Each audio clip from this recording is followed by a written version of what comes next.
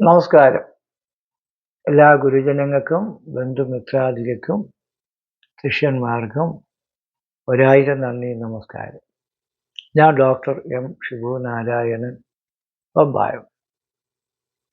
ഈ ചാനൽ കൂടി എല്ലാവരും സബ്സ്ക്രൈബ് ചെയ്യണം, ലൈക്ക് ഷെയറൊക്കെ ചെയ്യണം. നിങ്ങളുടെ വില പിടിച്ച അഭിപ്രായങ്ങളും ആശയങ്ങളും ബോക്സിൽ രേഖപ്പെടുത്തണം.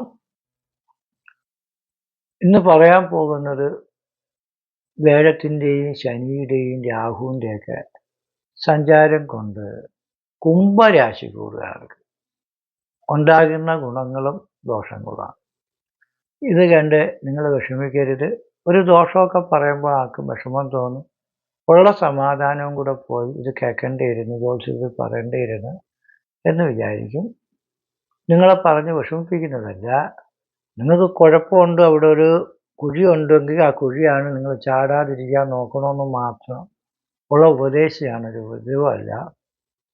അതുകൊണ്ട് നിങ്ങൾ ശ്രദ്ധിക്കണം. ജ്യോതിഷ സംബന്ധമായ കാര്യങ്ങൾ അറിയാൻ വേണ്ടി നിങ്ങളുടെ ജനനത്തീയതി, ജനിച്ച സമയം, ജനിച്ച ജില്ല, പേര്, നക്ഷത്രം ഇതെല്ലാം അയച്ചു തരണം. വാട്സപ്പിൽ തന്നെ അയക്കണം.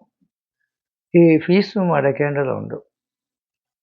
ഈ ഫോണിൽ കൂടെ വിളിച്ച് നിങ്ങൾ കാര്യങ്ങൾ ചോദിക്കുമ്പോൾ എനിക്ക് ഈ തിരക്കാണെങ്കിൽ പറയാൻ വലിയ ബുദ്ധിമുട്ടാണ്.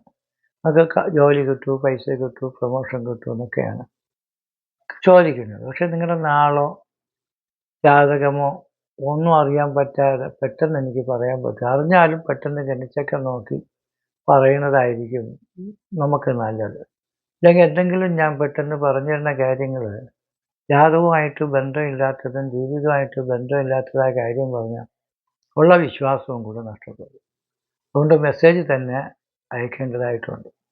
കുംഭക്കൂറ് എന്ന് പറയുന്നത് അവിട്ടത്തിൻ്റെ 30 നാഴിക, ചതയം, പുരുരുട്ടാതിയുടെ 3/4 വരെയുള്ള ഭാഗമാണ് കുംഭക്കൂറ്. കുംഭക്കൂറുകാർക്കിപ്പം 7-2 ശനിയുടെ ജന്മശനി നടക്കുന്ന സമയം. 2025 മെയ് വരെ രാഹു 2 സഞ്ചരിക്കുന്ന സമയമാണ്. വേഴഗ്രഹം 2024 മെയ് 1 മുതൽ 4 സഞ്ചരിക്കുന്ന സമയം. അത് വലിയ ഒരു അനുഗ്രഹമാണ്. വേഴ 4 നിൽക്കുമ്പോൾ ക്ഷേത്രം, സുഖം, വാഹനം, ആസനങ്ങൾ, വീട് വയ്ക്കാൻ, വസ്തു വാങ്ങിക്കാൻ, വണ്ടി വാങ്ങിക്കാൻ, അഭിവൃദ്ധി കിട്ടാൻ, ശരീരസുഖം കിട്ടാൻ, മനസ്സുഖം കിട്ടാൻ. കാരണം ഗുരു ശുക്രയിൽ കേന്ദ്രകൈ വാ സുവിധാഹ തത്ര അതിരുവാചി അത്ര മഹാരോഗിയായിട്ട് കിടന്ന് കഷ്ടത അനുഭവിക്കുന്ന വ്യക്തികളും സുഖിയായിട്ട് ഭവിക്കുന്ന സമയം. നിങ്ങൾ വ്യാപാരവും പ്രവൃത്തിയും സാമ്പത്തികവും ദാമ്പത്യമൊക്കെ തകർന്നു പോണ സമയമാണ് ഇപ്പോൾ ഉള്ളത്. അതിൽ നിന്നൊരു മോചനമാണ് വേഴം 4 വരുമ്പോൾ. കുടുംബകലഹങ്ങൾ മാറും, വീടുവെപ്പ് പുരോഗമിക്കും, വസ്തുക്കൾ വാങ്ങിക്കാൻ പറ്റും, മുടങ്ങിക്കിടക്കുന്ന പ്രോജക്റ്റുകൾ, പദ്ധതികൾ, വിദ്യകളൊക്കെ നേട്ടം കൈവരിക്കാൻ പറ്റും. വേഴൻ എന്ന് പറയുന്ന ഗ്രഹം ഈശ്വരകാരകനാണ്. ഈശ്വരാനുകൂല്യം വർദ്ധിക്കും.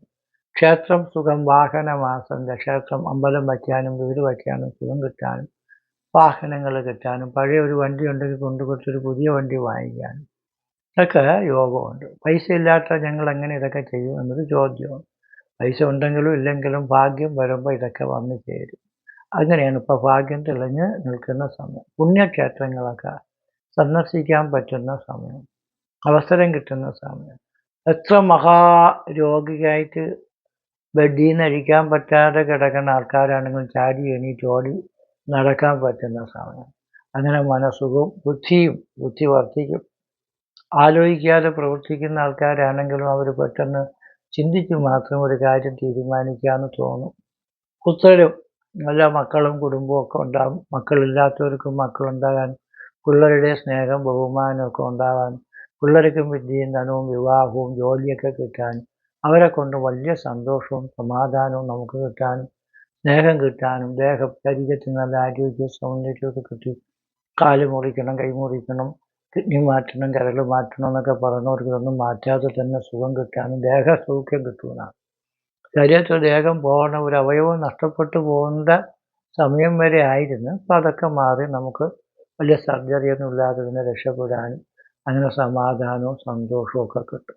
ചതുർത്ഥ നാദസ്വത ദൈവതം തസ്യാനുരൂപം കലു ധർമ്മദൈവം തൽപ്രീതയിൽ ക്രിയദേശപൂർവൈ പൂജാധികം വിധേയമത്രേനാണ്. അപ്പോൾ 4ാമത്തെ രാശി വേഴം വരുമ്പോൾ കുടുംബദേവന്മാരുടെ പ്രീതിക്ക് വേണ്ടി അമ്പലം, ആൽത്തറ, ക്ഷേത്രം, നവീകരണം, മരിച്ചുപോയ പിതൃക്കൾക്ക് മോക്ഷം കിട്ടാനുള്ള പുണ്യകർമ്മങ്ങൾ, അമ്പലത്തിലും പള്ളികളിലുമൊക്കെ നേർച്ച, വഴിപാട്, മതപരമായിട്ടുള്ള പ്രാർത്ഥനകൾ, നോമ്പുബലികൾ, നിസ്കാരങ്ങൾ, നേർച്ചകൾ, കുർബാനകൾ, ഇതൊക്കെ നടത്തി ദൈവാനുകൂല്യം പുഷ്ടി പ്രാപിച്ചു വരാനുള്ള സാഹചര്യങ്ങൾ ഒരുക്കിയെടുക്കുന്ന സമയമാണ്. ദൈവങ്ങളുടെ അനുഗ്രഹം എപ്പോഴും കിട്ടില്ല, ഇപ്പം കിട്ടുന്ന സമയമാണ്. അതുകൊണ്ട് നിങ്ങളുടെ ദൈവികപരമായിട്ടുള്ള കാര്യങ്ങൾക്ക് മനസ്സ് വെച്ചാൽ ഈശ്വരൻ്റെ സഹായം കൊണ്ട് വലിയ ഭാഗ്യങ്ങൾ കിട്ടും. അപ്പം അതെങ്ങനെയാണ് ഈശ്വരൻ്റെ സഹായം ഭാഗ്യം കിട്ടുന്നതെന്ന് ചോദിച്ചാൽ, നമ്മളൊരു ഹോസ്പിറ്റലിൽ പോയാലും ഡോക്ടർമാരെല്ലാം ട്രീറ്റ്മെൻറ്റും ചെയ്യും. എല്ലാ പൈസയും തീർന്ന് നമ്മൾ ചത്താൽ മതിയെന്ന് വരെ വിചാരിച്ചുകൊണ്ടിരിക്കുമ്പോൾ അവരിങ്ങോട്ട് വന്ന് പറയും, എന്ത് ഞങ്ങൾ ചെയ്യാനുള്ള എല്ലാം ചെയ്തിട്ടുണ്ട്, ബാക്കി ഈശ്വരൻ്റെ കയ്യിലാണ്. ഈശ്വരനെ വഹിക്കാൻ നിങ്ങൾക്ക് ഈശ്വരൻ്റെ ഗുണം കൊണ്ട് രോഗവും ദോഷവും വിഷമവും മരണചിന്തയൊക്കെ മാറിക്കിട്ടും. ഒരു മന്ത്രവാദിയെ അല്ലെങ്കിൽ ഒരു ജ്യോത്സ്യനെ, ഒരു പൂജാരിയെ കണ്ടാൽ പോലും ഒരു പൂജ ചെയ്താൽ ദൈവാനുകൂല്യം ഉള്ള സമയത്ത് ഒരു പൂജ ചെയ്താൽ, ചെറിയൊരു പൂജ ചെയ്താലും വലിയ ഗുണം കിട്ടും. അതേസമയം ദോഷ സമയത്ത് നമ്മൾ 100 തവണ പ്രാർത്ഥിച്ചാൽ പോലും ഒരു തവണ പ്രാർത്ഥിച്ചതിൻ്റെ പുണ്യം പോലും കിട്ടാതെ പോകും. ഒരു തവണ പ്രാർത്ഥിച്ചാൽ 100 തവണ പ്രാർത്ഥിച്ചതിൻ്റെ പുണ്യം കിട്ടും. ഒരു കോടതിയിൽ പോയാൽ പോലും നമുക്ക് വക്കീൽ പറയും കേസ് തോറ്റു എന്ന് പറഞ്ഞാലും എങ്ങനെയോ കുരുട്ട് വാക്യം കൊണ്ട് നമുക്ക് കോടതിയിൽ നിന്നും ജാമ്യം കിട്ടും, അധികാരികളുടെ പ്രീതി കിട്ടും, ജോലി കിട്ടും, പൈസ കിട്ടും. നമ്മൾ കുറ്റവാളിയാണെങ്കിൽ നിരപരാധി ആണ് എന്ന് പറയും. കൊലവിച്ചിരുന്ന ബന്ധുക്കളും കൂട്ടുകാരും ഭാര്യയും ഭർത്താവും ഒക്കെ സ്നേഹിച്ച് ജീവിച്ചു പോരാ എന്ന് തോന്നും. അങ്ങനെ നല്ല രീതിയിൽ നഷ്ടപ്പെട്ടു പോയ ജീവിത സന്തോഷങ്ങൾ നമുക്ക് കിട്ടുന്ന സമയമാണ് വേഴഗ്രഹം 4 വരുമ്പോൾ. പിന്നെ ഈ ശനി എന്ന് പറയുന്നത് നമുക്ക് ജന്മശനി എന്ന് പറയും. അത് വളരെ കുഴപ്പമാണ്. ഒരാളുടെ ജീവിതത്തിൽ 7.5 വർഷമാണ് 7.5 ശനി. അത് 23 തവണ വരും. പലവരും ചോദിക്കും, എൻ്റെ ശനി കൊച്ചിലേ കഴിഞ്ഞില്ലേ ജ്യോത്സ്യരെ, ഇനി വരാൻ പോകണമല്ലോ ജ്യോത്സ്യരെ എന്ന് പറയും. അപ്പം ശനിദശയെന്ന് പറയുന്നത് ജീവിതത്തിൽ ഒരിക്കൽ വരും, ഒരു തവണയെ വരും. 19 കൊല്ലമാണ് ശനിദശ. അപ്പം ശനിയുടെ പൂയം അല്ലെങ്കിൽ ഉത്രട്ടാതി നക്ഷത്രത്തിലൊക്കെ ജനിക്കണമെങ്കിൽ ശനിദശ തുടക്കത്തിലേ വരും. പക്ഷെ കുംഭക്കൂറുകാർക്ക് ശനിദശ പിന്നീടേ വരും. അപ്പോൾ അതുകൊണ്ട് 19 കൊല്ലമാണെങ്കിൽ 7.5 ശനി 30 വർഷം കഴിയുമ്പോൾ വീണ്ടും വീണ്ടും വന്നുകൊണ്ടിരിക്കും. 30 വയസ്സ് അടുപ്പിച്ച് വരുന്ന ശനി ഭംഗശനി, 60 വയസ്സ് അടുപ്പിച്ച് വരുന്ന ശനി പൊങ്കുശനി, 90 വയസ്സ് അടുപ്പിച്ച് വരുന്ന ശനി മരണശനിയാണ്. അപ്പോൾ 30 വയസ്സിനകത്തുള്ളവർ വളരെ സൂക്ഷിക്കണം. 60 വയസ്സിനകത്തുള്ളവർക്ക് വലിയ പ്രശ്നമില്ല. 90 വയസ്സ് അടുപ്പിച്ച് വരുന്നവർക്ക് മരണശനിയാണെന്നാണ് പറയുന്നത്. അങ്ങനെ 7.5 ശനി നമുക്ക് കുംഭരാശിക്കാർക്ക് ഇപ്പോൾ 4 കൊല്ലം കൊണ്ടുണ്ട്. ഇനി 3.5 കൊല്ലം കൂടെ ഉണ്ട്. 2027 6-ാം മാസത്തിലൊക്കെ തീരും. അപ്പോൾ അതുകൊണ്ട് 7.5 ശനിയുടെ കൊല്ലാതെ കൊല്ലുന്ന ശനി 2023 ജനുവരി 17 മുതൽ 2025 മാർച്ച് 29 വരെ ഭയങ്കര കുഴപ്പമാണ് ജന്മശനി. 7.5 ശനി സമയത്ത് രാമനും ലക്ഷ്മണനും രാജ്യവും ഭരണവും ഒക്കെ നഷ്ടപ്പെട്ട് വനത്തിൽ കയറിയ സമയമാണ്. അതൊന്നാൽ നാനാരോഗം ഒന്ന് മാറി ഓരോ അസുഖങ്ങൾ പിടിവരും. അത് ഇന്നൊരു അസുഖം, നാളൊരു അസുഖം, മറ്റൊന്ന് ചന്ദ്ര ഭഗവാന് ഞാൻ ആശുപത്രിയിൽ പോയിട്ട് എനിക്കൊരു ഗുണവും കിട്ടണില്ല എന്ന് തോന്നും. ഡോക്ടർ ശരിയല്ല, ആശുപത്രി ശരിയല്ല എന്ന് തോന്നും. ആയുർവേദം, അലോപ്പതി, ഹോമിയോപ്പതി, യുനാനി, പ്രകൃതി ചികിത്സ എല്ലാം നടത്തി നോക്കും. നിങ്ങളെ ചാടി ഓടി പൈസ എത്രയും പോയി ആശുപത്രിക്കാരെ വിരോധിക്കുക എന്നുള്ളതല്ലാതെ വലിയ മെച്ചം കിട്ടൂല. അതുകൊണ്ട് മരുന്നും മന്ത്രവും വേണം. സുഖത്തിനും സാമ്പത്തികം, ദാമ്പത്തികം, പുരോഗതിക്ക് തടസ്സം, സുഖം നഷ്ടപ്പെടും, അസുഖങ്ങൾ കൂടും, മനസ്സുഖവും ശരീരസുഖവും കുറയും. നമ്മുടെ വീട്ടിൽ വലിയ കാര്യമായിട്ട് പറയുന്ന കാര്യങ്ങൾ വീട്ടിലുള്ളവർ കേൾക്കാൻ തയ്യാറാവില്ല. നമ്മളെ ഇരിക്കുന്ന വസ്തുവും വകയും കൂടെ അവർക്ക് പിടിച്ചു വാങ്ങിക്കാൻ തോന്നും. നമ്മുടെ സ്വത്തും വകയും പ്രീതിയൊക്കെ വേണ്ട എന്ന് പറഞ്ഞാൽ നമ്മളെ ഇരിക്കുന്നത് പിടിച്ചു വാങ്ങിക്കാൻ ശ്രമിക്കുള്ളൂ. അതേപോലെ ഈ സ്ത്രീബന്ധുവർക്ക് സുഖച്ചൊടി, സ്ത്രീകൾ ശത്രുവാൻ കാരണം രാമലക്ഷ്മണന്മാർ വനത്തിൽ കയറിയത് അവിടുത്തെ മന്ദിരയും കൈകേയിയും അമ്മയുടെ ശത്രുതയും ജോലിക്കാരിയുടെ വിരോധവും ഭാര്യയൊക്കെയാണ്. അവളെ വീട്ടിൽ ഒരു ജോലിക്കാരി ഉണ്ടെങ്കിൽ അവൾ ഭാര്യ പണിഞ്ഞിട്ട് പോകും. അതേപോലെ അമ്മ ഉണ്ടെങ്കിലും അമ്മയും കുഞ്ഞമ്മ, വല്യമ്മ, അമ്മാവി, അമ്മ വർഗത്തിൽപ്പെടുന്നവരെയൊക്കെ സ്നേഹിച്ച് നിന്നോണം. അല്ലെങ്കിൽ അവർ നമ്മളൊക്കെ തന്നിട്ടുള്ള പൈസയും പൂർവിക വസ്തുക്കളൊക്കെ അവർ തരാതെ പിടിച്ച് വാങ്ങിക്കും. നമുക്കൊരു വീട് വയ്ക്കാൻ വേണ്ടി 10 സെൻറ്റ് സ്ഥലം വേണമെങ്കിൽ അവരുണ്ടെങ്കിലും പറയും തരില്ല. ഇങ്ങനെയൊക്കെ വഴക്കും ഓടൊക്കെ ഉണ്ടാകും. പിന്നെ നിങ്ങൾക്ക് എഴുതി വെച്ച് തന്നാൽ അത് ജോലിക്കെന്നും ബിസിനസ്സിനെന്നും വിദേശ യാത്രയ്ക്കെന്നൊക്കെ പറഞ്ഞ് കൊണ്ടുവന്നതൊക്കെ തുലയ്ക്കും. ഒരു മെച്ചവും കിട്ടൂല. വിദേശത്ത് പഠിക്കാൻ പോണത് അഡ്മിഷനും പഠനത്തിനുള്ള സൗകര്യമൊക്കെ കിട്ടും. പക്ഷേ ഈ പൈസ എത്രയും നമുക്ക് പോകും, വസ്തു എത്രയും പോകും. അപ്പോൾ അതുകൊണ്ട് വസ്തുവൊക്കെ വിറ്റ് പറക്കി വിദേശത്തൊക്കെ പോകാൻ ശ്രമിക്കുന്ന ആൾക്കാർ ഒന്നും സമ്പാദിച്ചില്ലെങ്കിലും ഉള്ളതെങ്കിലും നിലനിർത്താൻ ശ്രമിക്കണം. ഇല്ലെങ്കിൽ പൈസയും കടക്കാടും എല്ലാം പഠിക്കാൻ പോകുന്നവരും ജോലിക്ക് പോകുന്നവരൊക്കെ ഒരു വലിയ കാര്യമായിട്ട് എടുക്കണം. അത് നമ്മൾ ജോലി കിട്ടി നമുക്ക് തിരിച്ച് വസ്തു വാങ്ങിക്കാനോ ഇത്രയും പൈസ ഉണ്ടാക്കാനോ പറ്റില്ല. വിദേശത്തൊക്കെ പഠിക്കാൻ പോകുന്ന മക്കൾക്ക് 25 ലക്ഷം 50 ലക്ഷം ഇങ്ങനെയൊക്കെ ആവും. അപ്പോൾ ഇതൊക്കെ അച്ഛനമ്മമാർ മക്കളുടെ ആഗ്രഹത്തിന് വേണ്ടി ചെയ്യുന്ന കാര്യങ്ങളാണ്. അപ്പോൾ ചെയ്യുമ്പോൾ കുടുംബവും വസ്തുക്കളൊക്കെ നഷ്ടപ്പെട്ടു പോകുന്ന ഇങ്ങനെയുള്ള മക്കൾ പഠിച്ച് മിടുക്കരായിട്ട് വന്നാൽ പോലും അവർക്ക് നല്ല ജോലിയും പൈസയും കാര്യവും പെട്ടെന്ന് കിട്ടാതെ വരുമ്പോൾ ഇഷ്ടങ്ങൾക്ക് വിഷമവും തോന്നും. അതുകൊണ്ട് കൂടുതൽ കുറച്ചൊക്കെ പകുതിയൊക്കെ വിറ്റ് പിള്ളേർക്ക് കൊടുക്കുക, പകുതി നമുക്ക് വേണമെന്ന് വിചാരിക്കാം. പ്രൊഫഷൻ ചെയ്യാന്ന് വെച്ചാൽ വീട് സ്ഥലം വിറ്റുപാറയ്ക്ക് പോകണം, വിട്ടുമാറി പോകണം, ക്ഷയിച്ചു പോകും. കേസുകൾ, അപഖ്യാതികൾ, അപവാദങ്ങൾ, വഴക്കുകൾ, ശത്രുക്കൾ, രോഗങ്ങൾ, കടങ്ങൾ, അപകടങ്ങൾ ഇതൊക്കെ ഉള്ളു. അപ്പോൾ വണ്ടി ഓട്ടിക്കുന്നത് സാമ്പത്തിക ഇടപാടുകളെല്ലാം സൂക്ഷിക്കും. നമ്മൾ മത്സരത്തിനും പരീക്ഷയ്ക്കൊക്കെ പോയാൽ ഫസ്റ്റ് തന്നെ കിട്ടിയെന്ന് എല്ലാവരും പറയും. റിസൾട്ട് വരുമ്പോൾ നമുക്ക് തയ്യാറായി. അതുകൊണ്ട് സാറേ എങ്ങനെ വന്നെന്ന് പറഞ്ഞാൽ പറയും, കുട്ടി നിങ്ങൾ നല്ല രീതിയിൽ തന്നെ പഠിച്ചത്, പക്ഷേ ഞാൻ നല്ല മാർക്ക് ഇട്ടെങ്കിലും മറ്റുള്ളവർ നല്ല മാർക്ക് കിട്ടില്ല. ഓടാൻ പോയാലും അതേപോലെ ഒരു ടെസ്റ്റിന് അല്ലെങ്കിൽ എന്തെങ്കിലും ഒരു ഫിസിക്കലിന് അല്ലെങ്കിൽ ഓരോ ടെസ്റ്റിന് പരീക്ഷയ്ക്ക് മത്സരത്തിന് പോയാൽ നമുക്ക് 99.55% മാർക്ക് കിട്ടി. പക്ഷെ ആരോ മാർക്കും കൂടെ കിട്ടിയിരുന്നെങ്കിൽ ക്ലാസ് റാങ്ക്, ഡിസ്റ്റിങ്ഷൻ, A+ സെലക്ഷനൊക്കെ കിട്ടി. ചെറിയ വ്യത്യാസത്തിൽ കിട്ടി. അതുകൊണ്ട് നിങ്ങൾ വിഷമിക്കാതെ ഇത്രയെങ്കിലും വിജയം കൈവരിക്കാൻ പറ്റുമല്ലോ എന്നുള്ള ആശ്വസിച്ച് ജീവിക്കണം.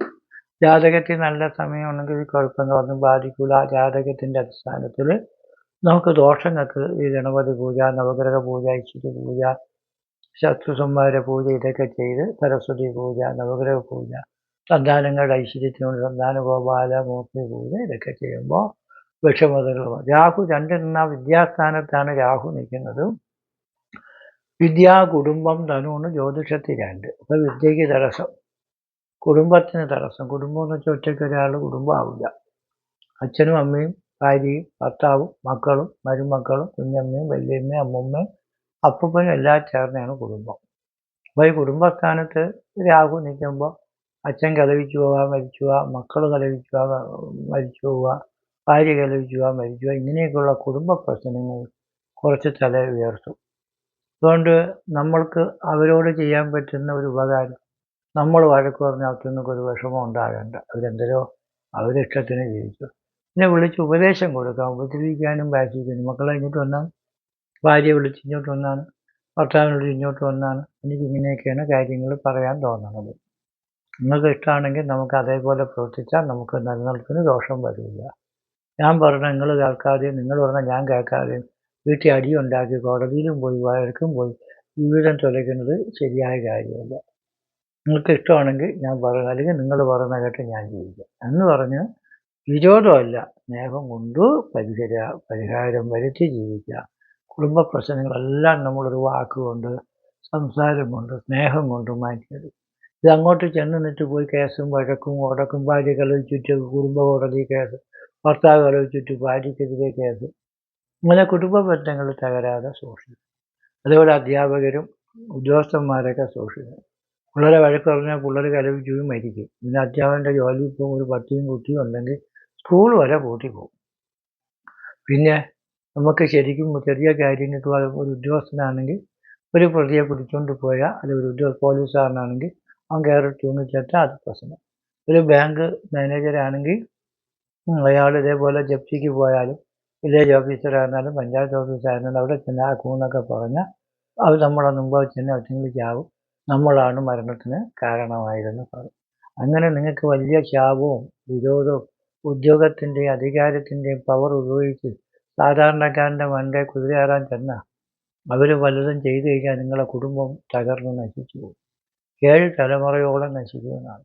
എന്നും പറഞ്ഞുകൊണ്ട് ജപ്തി വേണ്ടേ, കാര്യങ്ങൾ വേണ്ടേ, അതൊക്കെ സമാധാനപരമായിട്ട് ചില വിട്ടുവീഴ്ചകളൊക്കെ വരുത്തി ഉദ്യോഗ അധികാരങ്ങളും നമുക്ക് ഉണ്ടെങ്കിലും അവരെ കൂടെ സംരക്ഷിച്ച് സ്നേഹിച്ച് പോകണം. ഒരു കിഡ്നി മാറ്റി വയ്ക്കാനും കരൾ മാറ്റി വയ്ക്കാനും 40-50 ലക്ഷം രൂപ പിരിച്ച് ഒരുത്തനെ രക്ഷിക്കാൻ ശ്രമിക്കുന്ന ഈ സമൂഹം ഒരു കുടുംബത്തിന് 5 ലക്ഷമോ 10 ലക്ഷമോ 25 ലക്ഷം രൂപ കൊടുത്ത് ഒരച്ഛനെയും അമ്മയും ഭാര്യയും മക്കളെയും കുടുംബവും അവൻ്റെ വീടും സംരക്ഷിക്കാൻ പറ്റുന്ന തരത്തിലൊരു കാര്യം ഉപകാരം ചെയ്താൽ അതല്ലേ പുണ്യം. ഒരാളെ രക്ഷപ്പെടുത്താൻ വേണ്ടിയിട്ട് ഒരു രൂപ ചെലവാക്കുമ്പോൾ ഒരു കുടുംബവും രക്ഷപ്പെടുത്തി അവൻ്റെ വസ്തുവും വാങ്ങിച്ചു കൊടുക്കുന്നത് പോലുള്ള സേവന പ്രവർത്തനങ്ങൾ സാമൂഹ്യ പരിഷ്കർത്താക്കളും സാമൂഹ്യ ജീവികളും സന്നദ്ധ സംഘടനകളും ചെയ്യണം. നമ്മളെ കുടുംബത്തിലും നാട്ടിലും ഇഷ്ടംപോലെ ആൾക്കാർ കടം കൊണ്ട് മരിക്കാനിരിക്കുന്നത് അവർക്കൊക്കെ ജപ്തി നടപടി പ്രശ്നങ്ങളൊക്കെ വന്ന് നിങ്ങൾ ജീവിച്ചിരിക്കണവനും ആരോഗ്യമുള്ളവനും കുടുംബത്തിന് വേണ്ടി ജീവിക്കുന്നവരും സമൂഹത്തിന് വേണ്ടി ജീവിക്കുന്നവരെ രക്ഷപ്പെടുത്താൻ പൈസ ചിലവാക്കും. അല്ലാതെ ചാവാൻ കിടക്കുന്നവരെ നമ്മൾ രക്ഷപ്പെടുത്തിക്കൊണ്ട് വന്ന് അവരെ കൊണ്ട് സമൂഹത്തിനോ കുടുംബത്തിനോ എന്തൊരു നേട്ടം? ഒരു നേട്ടവും ഇല്ല. ഞാൻ പറയുന്നത് ഇച്ചിരി അടുപ്പിച്ച് പോയെങ്കിൽ ക്ഷമിക്കണം. ഉള്ള കാര്യമാണെന്ന് നിങ്ങൾക്ക് പിന്നീട് ബോധ്യമാകും. അപ്പോൾ അതുകൊണ്ട് നമ്മൾ വളരെ സൂക്ഷിച്ചുകൊണ്ട് തന്നെ കാര്യങ്ങൾ ശാസ്താവിനെ ഭജിക്കണം, ഹനുമാൻ സ്വാമിയെ ഭജിക്കണം, കാലഭൈരവനെ ഭജിക്കണം. നിങ്ങൾ തന്നെ മന്ത്രവാദിയാവണം. രാവിലെ നാമജപങ്ങൾ, സന്ധ്യാവന്ദനങ്ങൾ, വീട്ടിലുള്ള അമ്പലത്തിൻ്റെ വീട്ടിൻ്റെ പരിസരത്തുള്ള അമ്പലങ്ങളും ദേവാലയങ്ങളിലൊക്കെ നമ്മൾ പോയി പ്രാർത്ഥിക്കുക. എല്ലാ ദൈവങ്ങളും നമുക്ക് വേണം. ഒരു ദൈവത്തിനെയും വെറുതെ വിടരുത്. അത് പിശാചാണ്, ഇത് കുഴപ്പമാണ്, അത് കുഴപ്പമാണ് എന്ന് വിചാരിക്കല്ല. ദൈവം എന്ന് പറയുന്ന സങ്കല്പം എല്ലാം ഒന്നാണ്. അച്ഛനും പാപ്പയും പപ്പയും ഡാഡി എല്ലാം ഒരാളാണ്. നമ്മൾ പല രീതിയിൽ പറഞ്ഞിട്ട് അത് കുഴപ്പമാണ് ഇത് കുഴപ്പമെന്ന് പറഞ്ഞിട്ട് കാര്യമില്ല. അതുകൊണ്ട് ഭഗവാനെ പ്രാർത്ഥിച്ച് ജീവിക്കണം. കാലഭൈരവ ക്ഷേത്രത്തിൽ വന്ന് തൊഴുവണം. അത് ഇത്രയും വലിയ ഗ്രഹപ്പിഴ വലിയ കുഴപ്പങ്ങളൊക്കെ വരുമ്പോൾ നമുക്ക് ആശ്രയം കിട്ടാനും പുണ്യം കിട്ടാനും എല്ലാ അമ്പലങ്ങളിലും പറ്റും. അല്ല, കാലഭൈരവ ക്ഷേത്രത്തിൽ സർവ്വദൈവങ്ങളും ഉള്ളൊരു അമ്പലമാണ്. ബ്രഹ്മാവും വിഷ്ണുവും മഹേശ്വരനും ഗണപതിയും മുരുകനും ഹനുമാനും ഗായത്രി ദേവിയും ചാത്തനും കാലനും നവഗ്രഹങ്ങളും ഭൂതത്താനും മാടനും യക്ഷിയും ഗായത്രി ദേവിയും അങ്ങനെ എല്ലാ ദേവീ ദേവന്മാരും ഉണ്ട്. ഏത് ഗ്രഹപ്പിഴ ഉള്ള ഒരുത്ത അവിടെ വന്ന് ചാടിയാൽ ആ മണ്ണിൽ ചവിട്ടുമ്പോൾ തന്നെ ദോഷങ്ങൾ മാറും. ഇത് വേറൊന്നും കൊണ്ടല്ല. ഞങ്ങൾ പഴയ കാലത്തെ മാന്ത്രികന്മാരും താന്ത്രികന്മാരും ജ്യോത്സ്യന്മാരും പാരമ്പര്യമായിട്ട് ദൈവിക കാര്യങ്ങൾ പൂജകളൊക്കെ നടക്കുന്നതാണ്. അപ്പം ഞങ്ങളെപ്പോലുള്ള ആൾക്കാർക്ക് ഒരാപത്ത് അപകടം മരണം ദോഷമൊക്കെ വന്നാൽ ഭഗവാന് ഒരു കുഴപ്പങ്ങൾക്ക് ബാധിക്കല്ലേ എന്ന് പ്രാർത്ഥിക്കുന്ന പാരമ്പര്യം രാജഭരണകാലത്തെ രാജാവിനും ജനങ്ങൾക്കും രാജ്യത്തിനും അധികാരികൾക്കും നല്ലത് വരുത്താൻ വേണ്ടി പ്രാർത്ഥിക്കുന്നതിന് വേണ്ടി ഉണ്ടാക്കിയ രാജഭരണകാലത്ത് ആനപ്പടയും കുതിരപ്പടയും വീരാളിയും പടയാളിയും വച്ചിരുന്നത് പോലെ മന്ത്രവാദികളെയും വച്ചിരുന്ന കുടുംബമാണ്. അപ്പോൾ അവിടെ വന്നൊന്ന് തൊഴുത് പ്രാർത്ഥിച്ചാൽ നിങ്ങളുടെ ഈ വിഷമതയ്ക്ക് സമാധാനം ഉണ്ടാകും, സന്തോഷം ഉണ്ടാകും. അവിടെ നവീകരണ പ്രവർത്തനങ്ങളൊക്കെ നടത്തിക്കൊണ്ടിരിക്കുകയാണ്. നിങ്ങളെക്കൊണ്ട് പറ്റുന്ന സഹായങ്ങൾ അയച്ചു തന്നാൽ അത് അവിടുത്തെ ആ മേൽക്കൂരയൊക്കെ ഉണ്ടാക്കാൻ വേണ്ടിയുള്ള ശ്രമമാണ്. ഷീറ്റിടാമോ അതിനൊക്കെ ഉപകരിക്കും. ആ പൈസ നിങ്ങൾക്കും കുടുംബത്തിനും നല്ലത്. താല്പര്യമുള്ളവർ സഹകരിക്കണം, സഹായിക്കണം. നിങ്ങൾക്കും കുടുംബത്തിനും സഹോദരങ്ങൾക്കും ബന്ധുക്കൾക്കും നിങ്ങളുടെ വ്യാപാരത്തിനും പ്രവർത്തിക്കും കുടുംബ ബന്ധങ്ങൾക്കും ശാശ്വതമായ സന്തോഷവും ഐശ്വര്യവത്തായ നേട്ടങ്ങളും ഉണ്ടാക്കുന്നതിന് വേണ്ടി ഭഗവാനോട് പ്രാർത്ഥിച്ചുകൊണ്ട് നിർത്തുന്നു. നന്ദി, നമസ്കാരം.